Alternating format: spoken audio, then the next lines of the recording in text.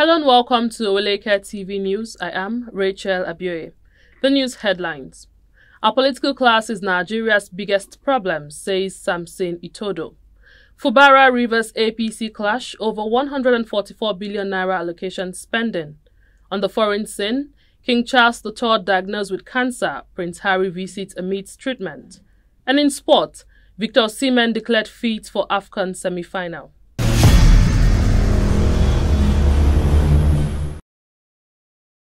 Welcome back. Now the news in details.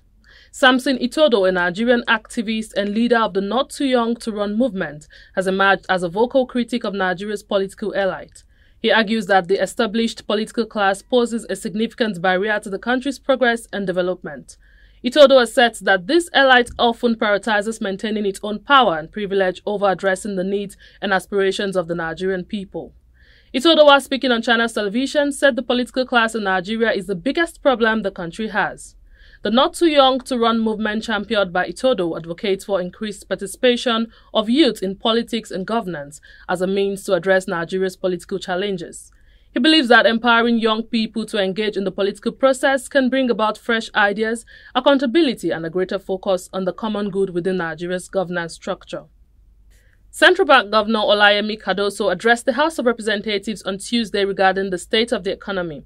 During the plenary session in Abuja, Cardoso provided insight into the depreciation of the naira and other monetary concerns affecting the economy. He appeared alongside Finance Minister Wale Edun, Budget and National Planning Minister Atiku Bagudu, and Federal Inland Revenue Service Chairman Zach Adedeji, all summoned by the lawmakers. Lawmakers expressed apprehension over the persistent decline of the national currency. Cardoso emphasized the necessity for the economy to generate revenue through export to strengthen the naira. He outlined the central bank's strategy to enhance consumer price stability and foreign exchange market confidence.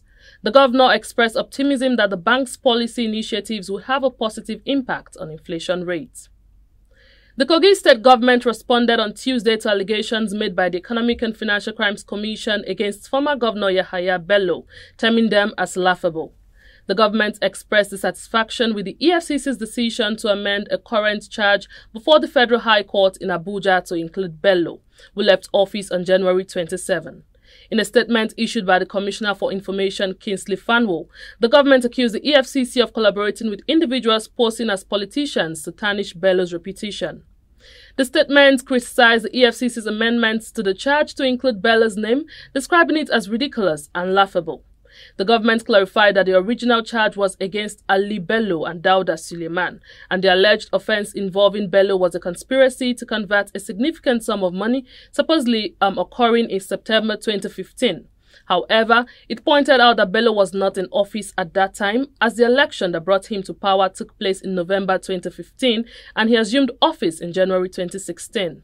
Furthermore, the statement highlighted that Bello had no financial dealings with the KOGI state government before becoming governor, making it impossible for him to conspire to convert government funds.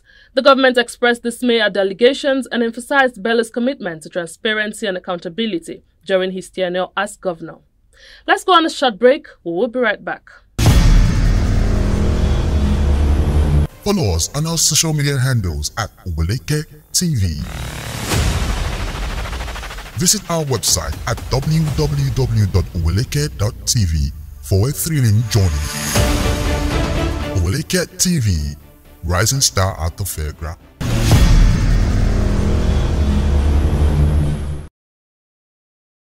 Welcome back. The leadership of the All Progressive Congress in Rivers State on Tuesday issued a challenge to Governor Siminalayi Fubara regarding the utilization of the 144.2 billion naira federal allocation received by the state in the last 5 months. They asserted that there was little evidence of development despite the funds. In response, Rivers State Commissioner for Information and Communications, Joseph Johnson, defended the governor, accusing the APC of engaging in political gamesmanship. Chairman of the State APC Caretaker Committee, Chief Tony Okocha, during a visit to the Speaker of the State House of Assembly, Martin Ahefule, questioned Fubara's management of state resources. He highlighted the significant amount of federal allocation received and lamented the lack of corresponding development. Okocha also raised concerns about misappropriation of funds and urged the Assembly Speaker to monitor the governor's actions. In response, the Assembly Speaker Ahefule assured that the legislature would continue to act in the best interest of the people and promote legislation that benefits the state. Johnson, in defense of the Fubara administration, emphasized the prudence and accountability of the government. He cited ongoing projects and initiatives as evidence of progress and stressed the importance of a comprehensive understanding of government operations before making allegations.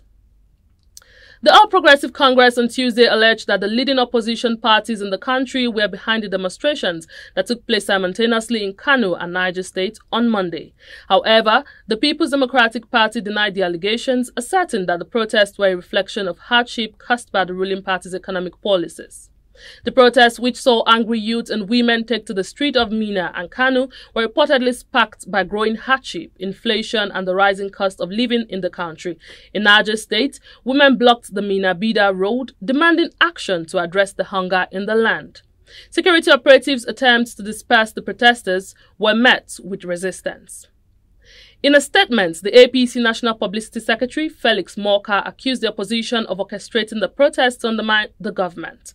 Morka described the demonstration as an attempt to portray the APC-led administration as underperforming. In response, the PDP's Deputy National Publicity Secretary, Ibrahim Abdullahi, mocked the APC, stating that governance carries consequences. He expressed concern about the nation's current challenges, including rising costs, insecurity, and a falling naira. Operatives of Tantita Security Services Limited have intercepted another vessel in Delta State in a significant boost to the war against crude oil theft. The seizure, made possible through collaboration with the Nigerian Navy, is yet to be fully briefed to journalists. The vessel, motor tanker Harbour Spirit, bearing IMO number 8226272, is currently anchored by the Tantita facility in Okporosa, Warri Southwest local government area of Delta State. Tantita Security Services Limited, owned by former militant leader, Government Ekpomupulo, also known as Tompolo, was contracted by the Nigerian National Petroleum Corporation Limited to protect pipelines from vandalization.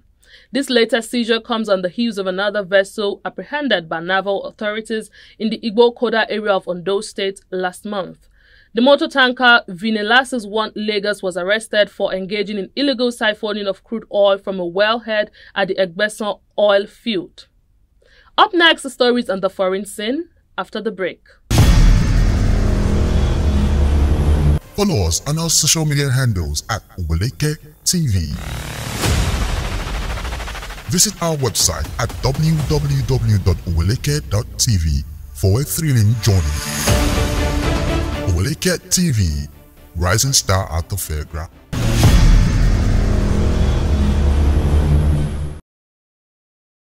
Welcome back.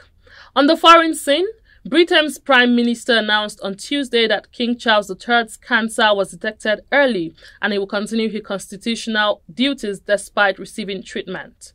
Prince Harry made a rare visit from California to meet with his father at Clarence House. The 75-year-old monarch is receiving outpatient treatment for an undisclosed form of cancer, as announced by royal officials. Although he suspended public engagement, King Charles III will remain active in state affairs and meet regularly with Prime Minister Rishi Sunak. Prince Harry, 39, arrived in a black SUV for the visit.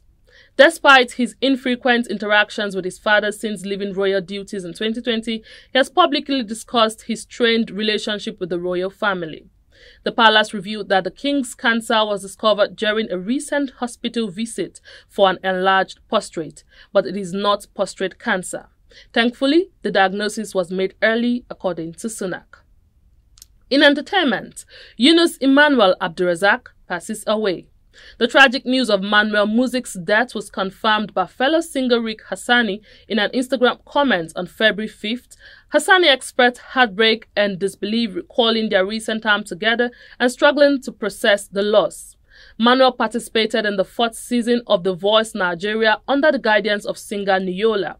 Although he did not advance to the finals, during his tenure on the show, he delivered memorable performances of songs such as CeeLo Green's Forget You, Loja's Mona Lisa. Although the exact cause of his death is yet to be confirmed, several reports suggest that he passed away due to typhoid and malaria. Manuel's demise occurred 2 months after celebrating his birthday on December 19th. May his soul rest in peace. And in sports, Nigeria's star striker Victor Osimhen has been confirmed as fit and available for selection in Wednesday's Africa Cup of Nations semi-final against South Africa. A team spokesperson stated that Osimhen has joined the squad in Bouake and participated in training with the team. Osimhen's availability was initially uncertain after he did not travel to Bouake from Abidjan with the team due to abdominal discomfort. He also missed training on Monday following his late substitution in Nigeria's quarter-final victory over Angola. Coach Jose Peseiro had been ambitious about Osimhen's fitness during a press conference earlier on Tuesday, citing health issues. However, Osimhen's participation in the semi-final comes as a relief for Nigeria, as he has been a key player despite scoring only one goal in the tournament so far. And just before we go, here's a recap of the headlines. Our political class is Nigeria's biggest problem, says Samson Itodo. Fubara Rivers APC clash over 144 billion naira allocation spending. On the foreign scene, King Charles III diagnosed with cancer, Prince Harry visits AMIDST treatment. And in sport, Victor Osimhen declared fit for AFCON semi-final. And that's the package on our news bulletin. Kindly follow us on all our social media platforms at Oweleketv and website at Oweleketv. I am Rachel Abioye. Thank you for watching.